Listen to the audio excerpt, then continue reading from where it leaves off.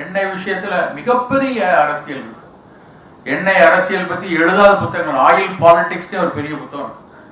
அந்த எண்ணெயில எப்படியெல்லாம் எண்ணெய் பழிக்கப்பட்டதுங்கிற செய்தியெல்லாம் படிச்சோம்னா ஆடிப்போம். 1970களில் ஒரு பெரிய மாற்றம் எண்ணெயில மாற ஆரம்பிக்குது. கெனோலா கொண்டு வரான். அமெரிக்கன்ல வந்து ஆயில் சீட்ஸ்ல இருந்து எண்ணெய் எடுக்க முடியுங்கிற ஒரு அறிவியல் வளருது. Canola seeds, sunflower seeds, sunflower oil, safflower ஆயில்லாம் டெவலப் பண்ண ஆரம்பிக்கிறான். அப்போ உலகத்தில் கோலோச்சி கொண்டிருந்த எண்ணெய்கள் நல்லெண்ணெய், கடுகெண்ணெய், ஆலிவ் ஆயில், தேங்காய் எண்ணெய், அந்த 4 தான் உலகம் முழுக்க மிகப்பெரிய அளவில் இருக்கு. இவன் அந்த கெனோலா ஆயிலும் சன்ஃப்ளவர் ஆயிலையும் சந்தைப்படுத்த வேணும். அந்த 2ஐயும் சந்தைப்படுத்தணும்னா இந்த 4 வந்து உடைக்கணும். இதுதான் வந்து அவங்களுக்கு இருக்கான மெயின் அப்ஜெக்டிவ். நீங்க படிக்கிறதெல்லாம் நான் சும்மா உங்க எண்ணெய் கம்பெனிக்காரங்கன்னு வந்து பேசுறதா நினைக்க வேண்டாம். நான் பல மீட்டிங்ல இதை பத்தி பேசியிருக்கேன். என்ன நடந்தது அப்படின்னா அதுக்கு வந்து ஒரு பெரிய டிவிஷனே உருவாக்குறாங்க. இந்த 4 எண்ணெய்கள் எப்படி உடல்நலக்கேடு அப்படிங்கிறத உலகம் முழுக்க எப்படி நாம் பரப்ப வேண்டும் திட்டம் போடுறாங்க. பாண்டிச்சேரியில் ரூம் போட்டு யோசிப்போமாங்களா, அது மாதிரி அமெரிக்காவில் ரூம் போட்டு யோசிச்சிருக்காங்க. என்ன யோசிக்கிறாங்க, இதுல எல்லாம் என்ன சேச்சுரேட்டட் ஃபேட்டி ஆசிட் இருக்குன்னு கணக்கு பாரு, அதையெல்லாம் வெளியே போய் சொல் அப்படிங்கிற ஒரு விஷயத்தை கொண்டு வந்து முதல்ல அவங்க டார்கெட் பண்ணது தேங்காய் எண்ணெய். ஏன் தெரியுமா? ஆலிவ் ஆயில் இருந்த சமூகம் வந்து மெடிட்டரேனியன் கண்ட்ரிஸ், மத்திய தரைக்கடலை சுற்றி இருந்த ஸ்பானிஷ், ஜெர்மனு, சுவிட்சர்லாந்து, அவங்க தான் ஆலிவ் ஆயில். அவங்க தான் அமெரிக்காலையும் சவுத் அமெரிக்காலையும் இருக்காங்க. ஸோ முதல்ல ஆலிவ் ஆயிலை டார்கெட் பண்ணக்கூடாதுன்னு முடிவு பண்ணிட்டாங்க. ஏன்னா அது ஆலிவ் ஆயில் ஒரு பெரிய வணிகம் அவங்களுக்கு. ஸோ அதை அப்படியே ஓரமாக வச்சுட்டு ஆலிவ் ஆயில் இல்லாமல் எதெல்லாம் பெஸ்ட்டாக இருக்குன்னு பார்த்தப்போ முதல்ல அவங்க கண்ணில் பட்டது தேங்காய் எண்ணெய். ஏன்னா தேங்காய் எண்ணெயை வணிகம் பண்ணிக்கிட்டு இருந்த, தேங்காய் எண்ணெயில் சிறப்பாக இருந்தவங்க அரசியல் ரீதியாகவே உங்களுக்கு எதிரானவங்க. பிலிப்பைன்ஸ், தைவான், ஸ்ரீலங்கா, இந்தியா, அத்தனை இடத்துலையும் தேங்காய் எண்ணெய் பெரிய அளவில் இருக்குது. ஸோ உடனே அவன் முடிவு பண்ணுறான், தேங்காய் எண்ணெயை வந்து டார்கெட் பண்ணணும், இதில் சேச்சுரேட்டட் ஃபேட் மிக அதிகமாக இருக்குது அப்படிங்கிற செய்தியை கொண்டு போனோம் அப்படின்ட்டு. யாரை சொன்னால் கேட்பான் அப்படின்னா, உலகத்தில் ஆண்டவனை நம்புறானா இல்லையோ ஆஸ்பத்திரியை நம்புவாங்க. டாக்டரை வந்து டாக்டர்ஸ்கிட்ட பூரா இதை எடுத்துகிட்டு போகிறாங்க. ஹார்ட் அட்டாக் வருதுன்னா தேங்காய் எண்ணெய்னால தான்ப்பா, ஹார்ட் அட்டாக்னால தான் தேங்காய்னால தான் ஹார்ட் அட்டாக் வருதுன்னு ஒரு பொய் பரப்புரை செய்கிறாங்க. இந்த பொய் பரப்புரை படுவேகமாக போகுது. 70களுக்கு அப்புறம் இந்த செய்தி கொஞ்சம் கொஞ்சமாக 80, 85கள் எல்லாம் அத்தனை டாக்டர் மத்தியிலையும் தேங்காய் சாப்பிட்டா உடம்புக்கு நல்லதில்லை. அது எந்த அளவுக்கு போச்சுன்னா, தேங்காயில் கொலஸ்ட்ரால் இருக்குப்பான்னு. தேங்காயில் எப்படிப்பா கொலஸ்ட்ரால் இருக்கும்?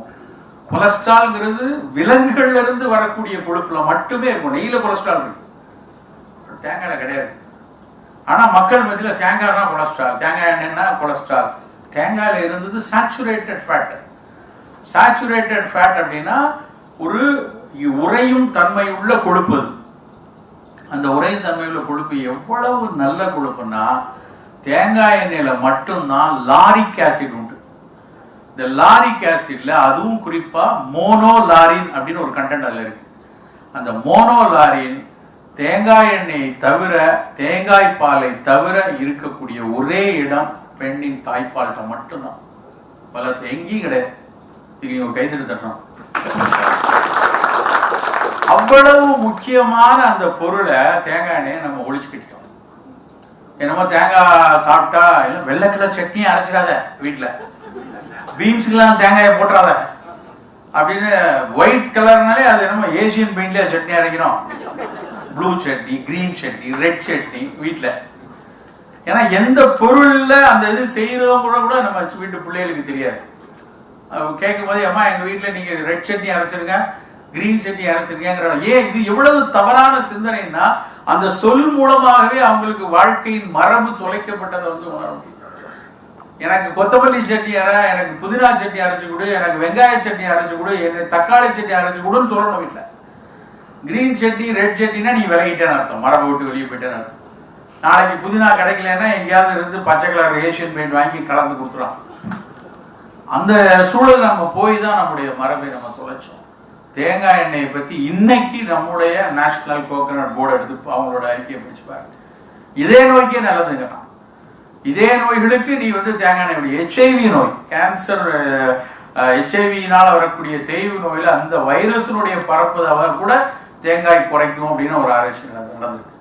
அந்த அளவுக்கு தேங்காய் நல்ல பொருள். ஆனால் அதை நம்ம 25-30 இப்போ கூட பாதி பேர் அதை எடுக்கிறது 40 வருஷமாக இழந்தே போயிட்டான். அத்தனையும் வந்து அவன் பண்ண சூழ்ச்சி. சன்ஃப்ளவர் ஆயிலையும் சஃபோலாவையும் அந்த கெனோலா ஆயிலையும் கொண்டு வர்றதுக்காக அவர்கள் செய்த விஷயத்தில் நம்ம தேங்காய் மரபை இழந்துட்டோம். அப்படி பார்த்தா கேரளாலையும் இலங்கையிலையும் தாய்லாந்துலையும் தினம் தேங்காயில தான் அத்தனை உணவு இருந்துச்சு, தேங்காய் பால் தான் இருந்துச்சு. அவங்களுக்கெல்லாம் ஹார்ட் அட்டாக் இருக்கு. தவறான சிந்தனைகளுக்குள்ள விட்டாங்க.